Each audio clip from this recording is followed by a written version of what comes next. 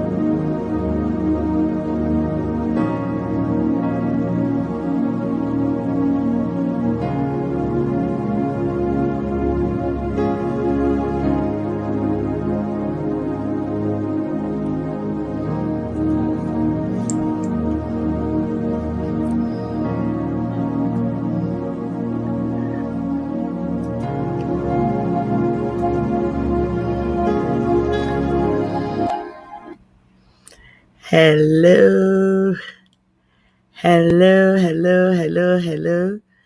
Good evening, y'all. Welcome to yet another edition of Do Over January. The woman called you Do Over January.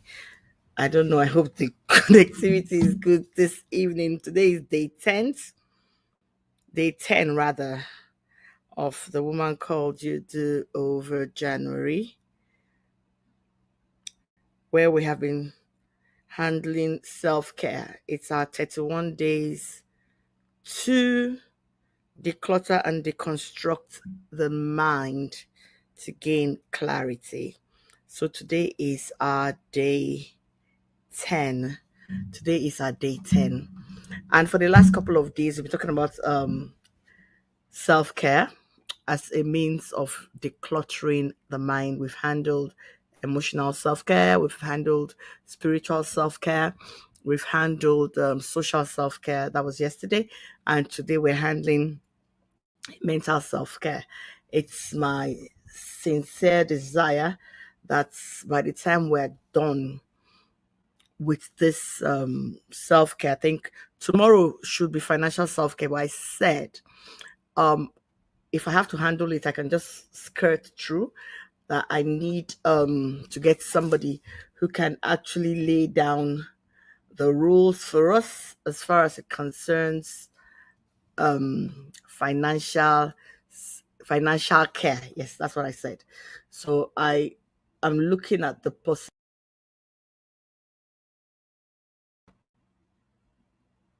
I'm coming out. Something is playing up with my studio. Okay, good. So I'm looking for possibility to get somebody. If not, I'll make it a topic we'll treat towards the end of our 31 days. Today's just the 10. So we actually have 21 more days. So far so good. We've talked about why we should, you know, do some form of self-care.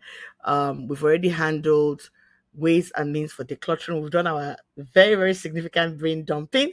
We've done our solution numbering system.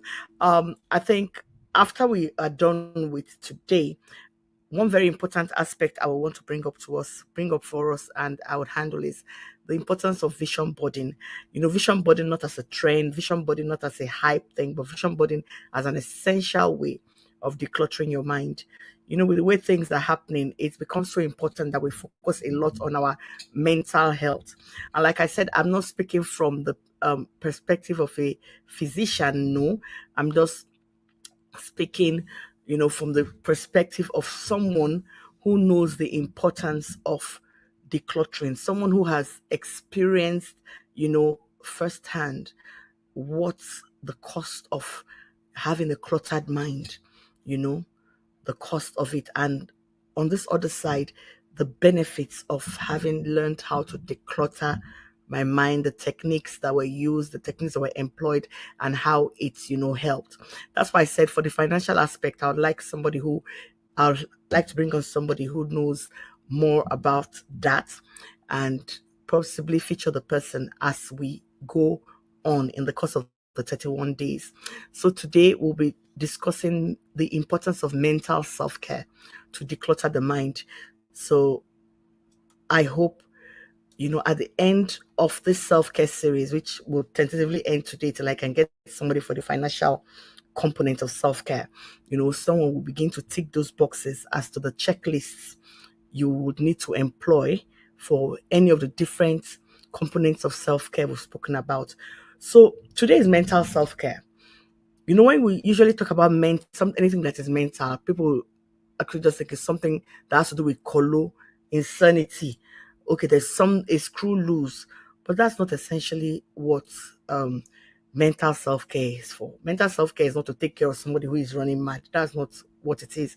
It's not about that. So you need not be afraid and think that because somebody is saying you should indulge in a little bit of mental self-care, it means your mental health has been totally threatened and you're on the brink of insanity. No, it's so simple. It simply means beginning to do those things that will stimulate your mind, that will stimulate your intellect, the ability to do all you can to keep your mind sharp. You agree with me that sometimes you go into a room and you basically forget what you went into that room for. You can keep your keys somewhere, you forget where you kept your keys. People say, I remember back in the day, my mom would say, you use the left hand, you use left hand to drop it and all that. So many things, you sit down, you're feeling overwhelmed. Usually when you're feeling ill in the body, the thing you need, it calls for some form of medical care. When you're feeling ill spiritually, it calls for some form of spiritual self-care. If you go back to, I think, the second, that was what I spoke about when I was talking about the components of self-care. Spiritual self-care was the second one. So, when we're talking about mental self-care, we're saying it involves doing those things that will help you stay mentally healthy. And you wonder, so who is a candidate for mental self-care? Gorgeous ladies, as I like to call us, and I even forgot to add, I normally do it as a preamble. This Do Over January is brought to you by The Woman Called You. We're actually a platform, hopefully, but we're doing our best to inspire, change through personal growth. I always say you can't give somebody what you don't have. So if you've not grown personally in certain areas of your life, how then can you give of yourself, where you're in a situation where you can step up and be counted, step up to help, step up to provide some form of assistance, So that's why we're here. We intend to grow into, I should say, the utmost of our abilities in terms of what we've been put on earth here to do. So, having said that, who is the candidate for mental self-care? Sister, gorgeous lady listening to me, if you have poor concentration, you find out you're not sleeping well, that's the first point. There might be other components. Like I used to have issues with sleeping until I was diagnosed with sleep apnea December 9th, 2019. So up until date, I use a CPAP machine to sleep, and I use a CPAP machine. So changes in sleep pattern, your appetite is changing for no reason, emotional outbursts, every little thing gets to you. Your nerves are frayed, you're disinterested, even for a woman, probably a lady, you are even disinterested in everything, even physical things. A wife, you don't feel like sex anymore. You just don't, for no reason. Maybe you've eliminated a medical reason, but you're totally disinterested in so many things. You can't make decisions as you would usually do. If you're this person who's always been quick on the money, and all of a sudden you see yourself not being able to make decisions. You're so undecisive, you know. You have feelings of worthlessness. You are distracted. The list is long. Some of us, we get so overwhelmed that at every little thing you burst into tears for no reason. trust me, you're a candidate to begin to embrace mental self-care. You need to look out for yourself. Like I said to us the other day, self-care is not being indulgent. It's not being selfish.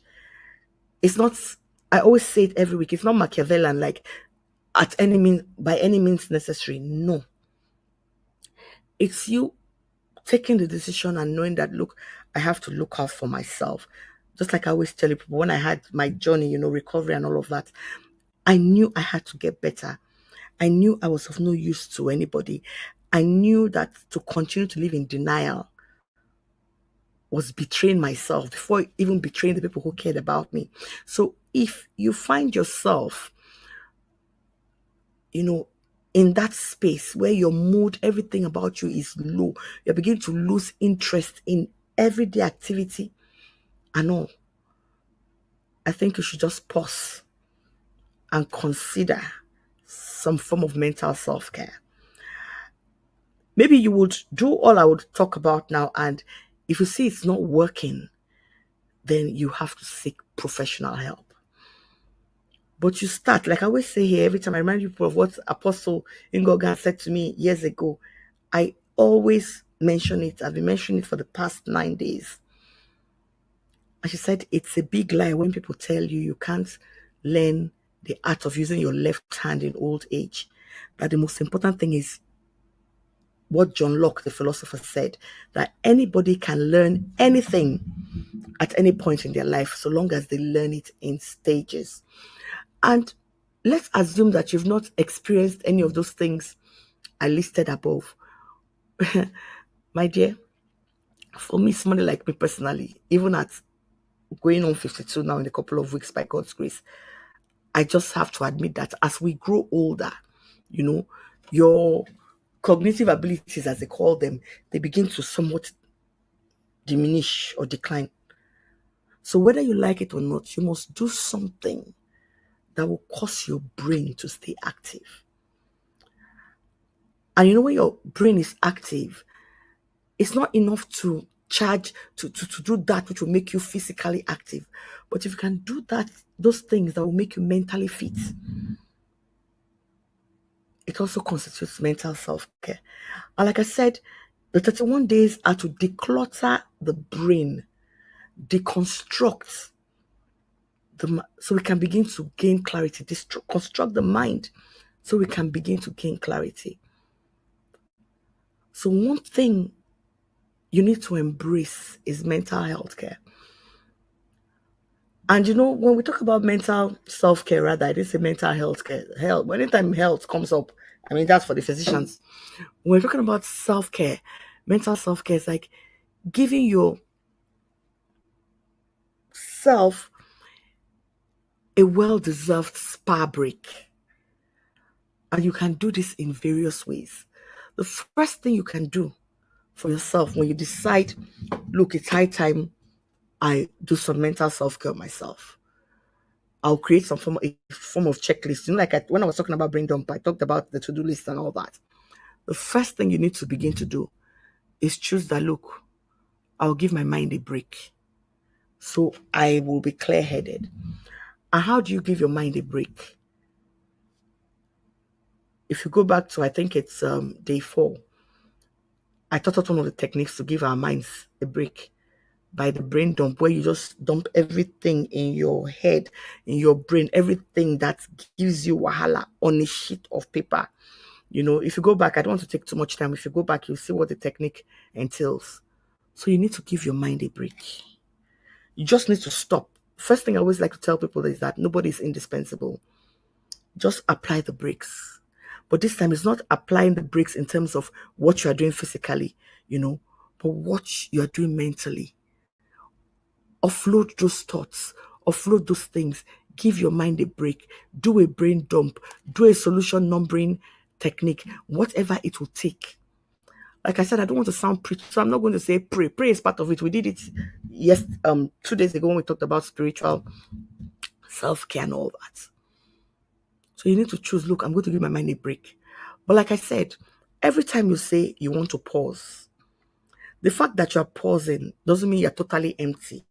you need to there has to be a displacement as you're carrying out all those things. Something worthy has to displace those foolish thoughts or negative thoughts or hanging thoughts that were in there.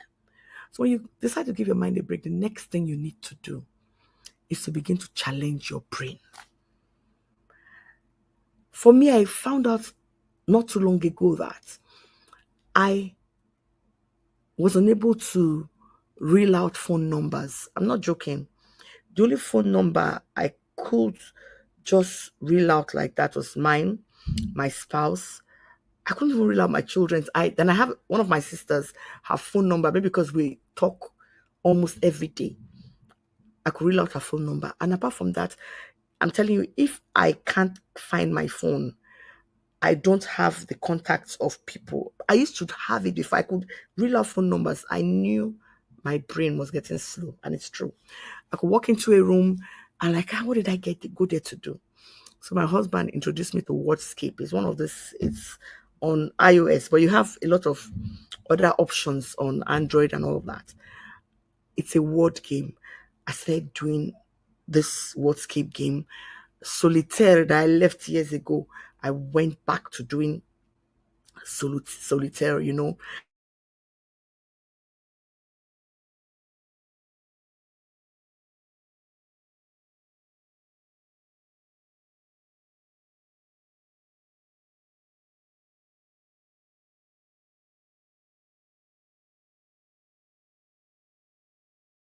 because everything we just pick up a device and the device does the work for us.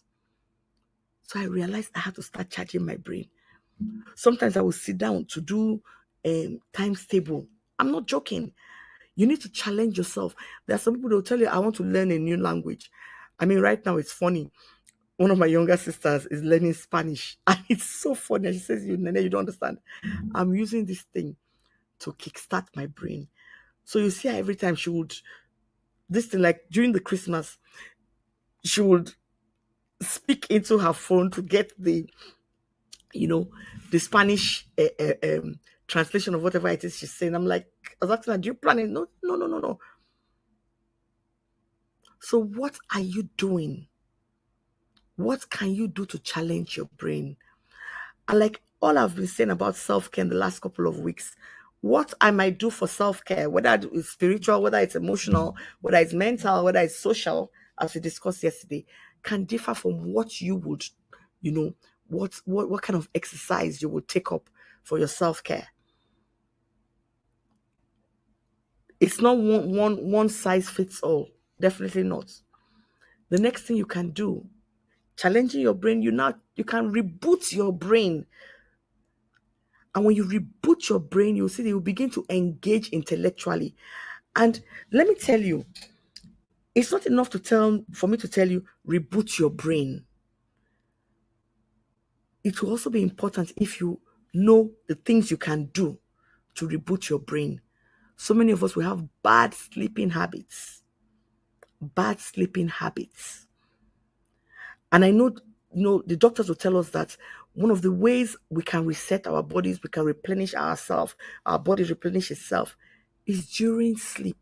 And one of the things that will be replenished during sleep is the brain. Some people tell you, they will practically brag about it. I don't need a long sleep. 2 hours sleep is just enough for me. I'm sure if we have people that will tell you it's basically impossible for anybody to survive on just 2 hours sleep a night. You'll be highly strong, so many things, and when that happens, you can't think straight. I mean, personally, if I've been sleep deprived for some time, I can't think straight. That's why you see people, it's not just about being tired in the body. They go into the they behind the steering wheel and they're tired out. And before you know it, you can't function. You are trying to turn right. You see yourself turning left because the brain is tired. It needs to reboot. Another thing we'd have to do when we're considering mental self-care, when we're considering rebooting the brain, they will tell you we have to eat the right healthy diet. I remember a dietitian that was saying there's a connection between the brain and the tummy. I don't know much about that. That's a health something. But remember, she was telling me, she was saying then that some people, to reduce some form of headache, there's certain meals you need to take. So I'm sure, for sure, there's a connection between the brain and the tummy. So we need to reboot our brains by eating the right thing. I remember as children, cod liver oil, all those things, some kind of fish, whatever it is that would reboot your brain, you begin to engage in doing such things. Because if you reboot your brain and you get clarity, you will notice that at the same time, all those thoughts, all those negative thoughts, all those things, you'll be mindful. You'll be present enough. They call it to practice mindfulness. You would have, your wits about you to be able to make decisions that are important to your life. Another thing we need to do, so many of us think taking a break is a luxury. But you want to reboot your brain. I remember the Japanese, I used to work with them a couple of years ago. You know that thing some people do, they say, I want to buy my leave. I won't go on vacation. You give me the money instead. The Japanese will never take that. You must go on a purposeful break. And one thing we also need to do to reboot your brain, my gorgeous sister who is watching right now, give yourself permission to take that break. Some of us, we believe that if we take a break, everything around us will scatter. I remember towards the end of last year, I was truly overwhelmed. And I said to my family, I said, city people, hey, I can't do Christmas in this house. People think taking a break means you need to go to one. As I say, I need a break. I don't want to see the inside of a kitchen. I don't want to do that because it wasn't as if I was physically tired, but there was so much. And I just believed that if I could take a break from being a mother and a caregiver to my family for some time, it was going to work for me. And that was how we all carried ourselves and went somewhere. Nobody, for a full week plus, I didn't know anything about meal times. I handed over my bonus to his brothers. I needed that break, and I really did come back refreshed. Another thing you need to do, and I said it a couple of days ago when I said embracing the silence. Have you ever wondered why anytime they're talking about anything mental, you would always see an image of somebody doing yoga or so in the lotus position and just this quiet? People will say, no, you're a Christian, don't talk yoga, this and that. I'm not here to discuss the pros and cons of that. All I know is that just learn to assume a position that gives you this feeling of quiet. Some people just lay down. You ever seen people in the park just lay down on the grass somewhere and just staring into the sky? You just need something that quietens your mind. That is one of the ways you can reboot your brain.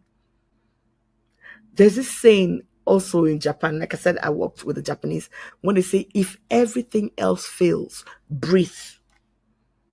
If everything else fails, breathe. So many of us, honestly, the kind of breaths we take, because we're so worked up and all that, we're actually just taking short bursts of air.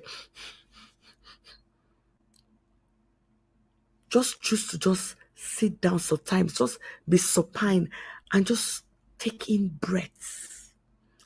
If you're watching me right now, just taking a deep breath and hold it for a moment and exhale. You feel a slight tingling. That's oxygen. So we deny ourselves these little pleasures. We just rush through the day. Even if it's the only thing you will do as you choose to reboot your brain, decide to focus on your breathing. It's just that it's been plugged now. I have this little small Bluetooth speaker that is always playing. See, I don't bother to transfer it from my phone. It has its USB flash drive connected to it. It's always playing calming music for me. I just shut down and I listen to music. Or you can choose to take a walk. Only if the area is safe, oh, please. I'm not telling you to go and take a walk in an area that is not safe. Nobody can guarantee your safety.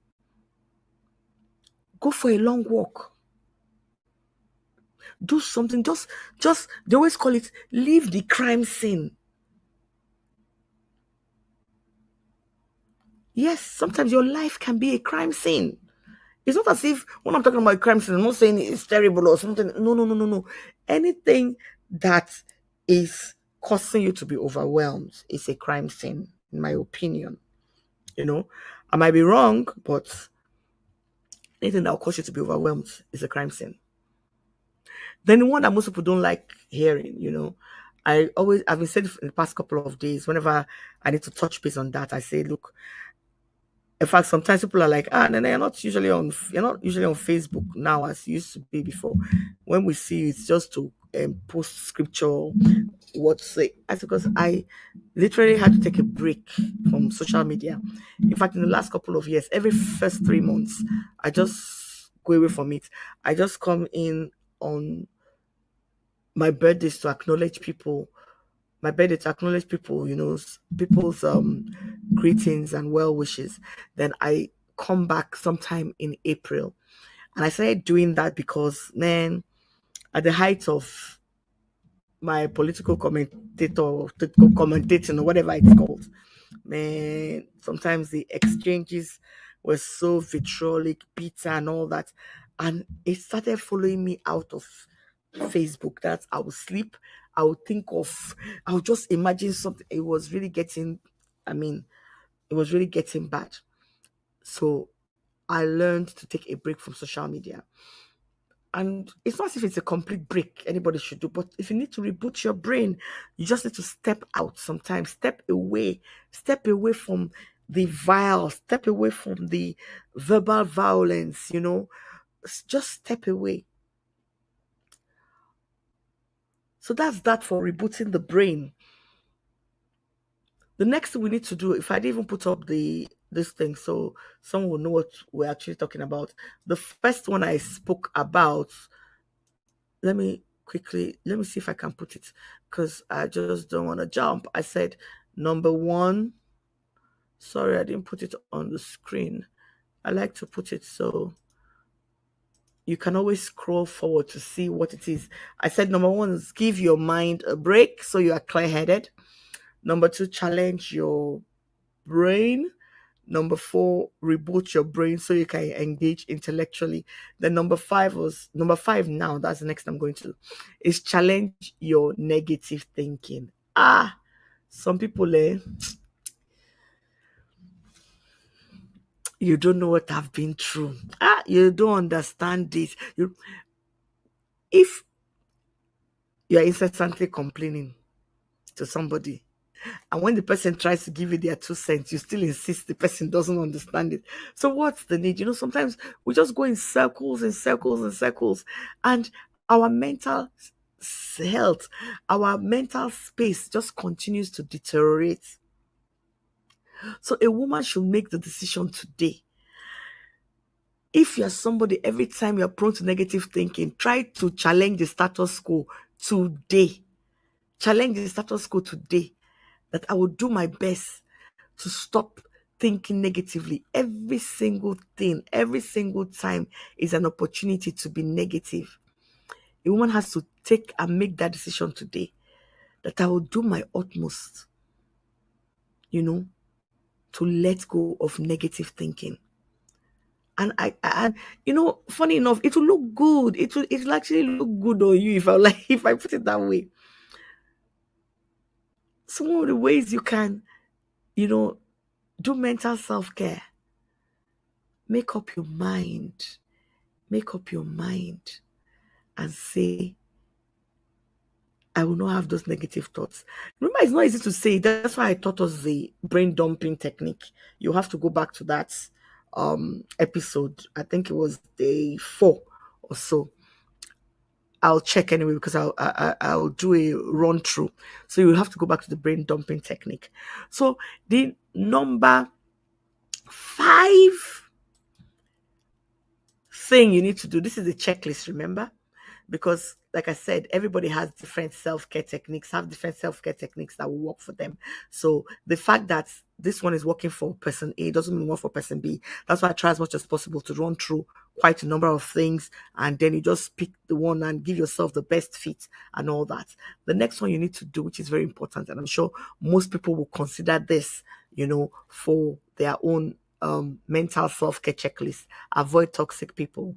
I tell you, Betty Downers, people who will always rain on your parade, kill joys. They can affect your mental space, their words, their body language, and all of that. If you want to give yourself a much needed mental self care, mental rest, you do well to avoid toxic people because, even the word of God tells us, is as a man's heart is, so he is. As a man thinketh in his heart, so he is. It talks about evil communication, corrupting good manners. Toxicity is evil. Toxicity is evil. So you will do your best, if you insist that your mental space has to be clear, has to be healthy. You need to avoid toxic people. Some people continuously hang around toxic people without knowing that it's they can't truly help them. You're not a professional to help a toxic person anyway. But some people keep on hanging around thinking, I can change the person, I can do this, I can do that. And except in a situation where maybe it's a spouse, I don't know if somebody can just stand up and, but I would think that there were some flashpoints to indicate that this person was toxic to begin with. But then again, you see, some people's toxicity usually crops up at a point much further than the time whoever they're with knew them. So, whichever be the case, this self-care tips that I'm putting out here for you, it's only if whatever situation you find yourself in is not in the extreme, because at the end of the day, that is the thing with self-care. If you're not able to deal with the issue, if you're not able to go through whatever it is on your own, I always advocate that you seek some form of help. Then the next thing you need to do when you choose to embark on mental self-care is learn not to feel selfish when you say no. For the last couple of days, I've been talking about people who overreach, you overcommit, and then you get overwhelmed, you're tired, and I mean, people, your nearest and dearest suffer for it and all of that. People who like to please other people and all that, it has the repercussions usually are mental repercussions. So today I'm saying, don't let anybody make you feel selfish, and most importantly, be kind to yourself. The fact that you say an emphatic no for something you believe you should say no for, you shouldn't feel bad, because in as much as I said self-care is not a selfish act, don't say no for the heck of it. Don't say no to somebody because you just want to say no. Say no when you know, no, without any doubt that it's expedient, you say no. Some people say yes, say yes, say yes, not because they really want to do that thing, but because they want to, they want to please people. When you're a people's pleaser, it has they call it diminishing returns. Yes, because you keep on doing it, but there are certain parts of your life that you will not really be okay. Why keep reaching? Why keep overcommitting when you know at the end of the day you're not happy?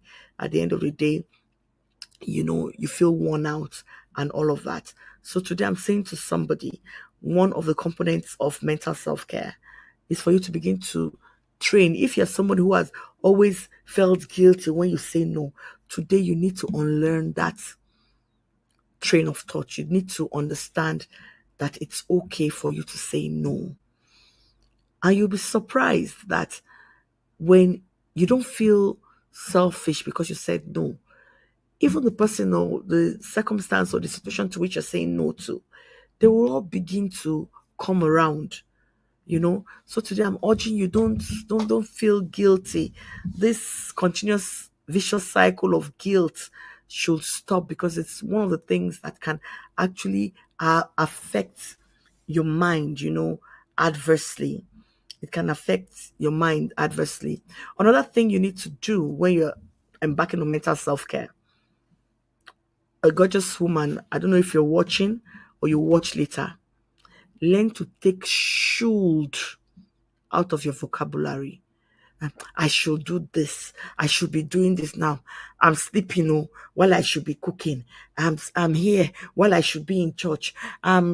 This while I should be. Why? That one is even good. Oh, what am I doing in this home when I should have been? See, if you continue, in both we call it shoulda coulda. If you continue in the vicious cycle of I should have been, oh, what am I doing in your house? I should have been in this thing. Look, you are only giving and putting yourself under unnecessary pressure. And if you continue to put yourself under unnecessary pressure, very soon something has to give. And that's something that usually gives first is your mental health. So I want a woman to today choose to take should out of your vocabulary. Stop feeling you should have done this. Stop feeling you should have done that. Wherever you are right now, think of the best you can make of that situation. Think of the best you can make out of that situation. Choose that. Look, moving forward, I will not only just look out for my mental health through the right kind of mental self-care, but I would also choose that the best way to take care of myself is to look out for myself. Don't you see what happens in the plane? They tell you when the plane loses air pressure, what do they say to you? I came in from Port Harcourt today. The same thing. They'll say to you, you will first help yourself before you can assist others. If you don't choose, don't let anybody make you believe that self-care of any form is self-indulgent. It's not. Because if you don't put on that mask, if you don't choose to refuel yourself, is it emptiness you continue giving to people? You cannot pour out of an empty vessel. Most of the times, when we allow ourselves to be worn out, trust me, people will still come to you for help. But what are you going to give? What are you going to give to them? So one thing I want us to understand is we should truly make a practice of self-care. A practice of self-care. And once you choose to begin to make this practice of self-care a part of your life, when you begin to make it a part of your life, you will see that change is imminent. And when change just comes, you will see that all of your senses are engaged. And that's the truth. All of your senses are engaged. So today I'm asking a gorgeous woman watching me, choose to take care of your mental health. You can choose today, like I said, concerning my sister, to learn a new language. You can choose, like was said in a program earlier this evening that I was involved in, begin to dance your heart out. Go to your app stores on your phone. Get word word and mind kind of games. Do brain exercises. Bring out Monopoly. Play it with your children. Bring out word cards. Play what? Some of us as adults, we don't, we, our, that's why sometimes when I write on social media and I see people say things like, oh, she's speaking English, choose to expand your vocabulary. Not every time we're just using the same words that are trending. We move, we're outside. Expand your vocabulary. Write, journal. There's nothing wrong with trending grammar.